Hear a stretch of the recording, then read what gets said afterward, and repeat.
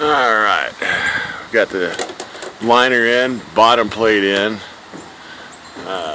Bottom termination is completely sealed up. It is a beautiful job, very proud.